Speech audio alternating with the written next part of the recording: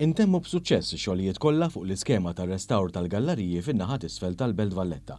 B'hekk l-iskema tal-Awtorità tal-Ippjanar għar-restawr ta' galleriji tradizzjonali madwar iż-żona ta' Marsamxett intemmet b'suċċess. Din l-iskema offriet lir-residenti tal-Inħawi l-opportunità ta' darba li jiksbu fondi għal xogħlijiet assoċjati mar-restawr jew mat-tibdil tal-galleriji miftuħa jew tal-injam kif ukoll bibien, twieqi u aperturi biex jitjieb il-valur estetiku tal-Belt Kapitali tagħna. Joe Zara li huwa team manager fl-Awtorità tal-Ippjanar sostna li fir-restawr ta' dawn il-galleriji xorta kien hemm bżonn li jiġu mħarsa l-prinċipji tal-konservazzjoni fosthom iż-żamma tal-karatteristiċi ta' kull gallerija skont l-istat oriġinali tagħha. Wieħed irid isegwi ċertu prinċipji fosthom illi dak l-element irid ikun like with like, replika, fejn jiġi replikat id-diżinn, il-materjal, il-finish u anke l-proporzjon.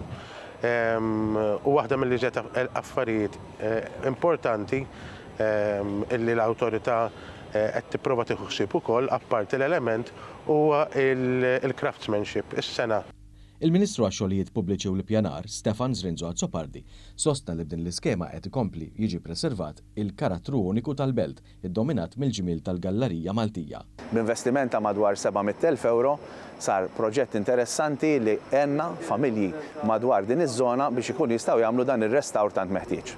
Minnaħa tiegħu is-Segretarju Parlamentari għall-Fondi Ewropej Chris Bonnet qal li permezz tal-Fondi Ewropej inħarġu żewġ sejħiet għal applikazzjonijiet taħt l-iskema Marsamxett Balcony b'investiment ta' madwar 700,000 euro mill-Fond Ewropew għall-Iżvilupp Reġjonali. Bil-fondi l-ġodda se nkunu qegħdin nirreplikaw l-istess ħaġa però din id-darba ġewwa Għawdex, jiġifieri 7 snin. Illi ġejjin minn Jannar li ġej se nkunu qegħdin naqbdu ammont ta' flus sostanzjali minn dan il-fond illi mhuwiex ftit illi se jmorru propju biex Għawdex jiġi żviluppat b'mod iktar sostenibbli għal mod urban tiegħu.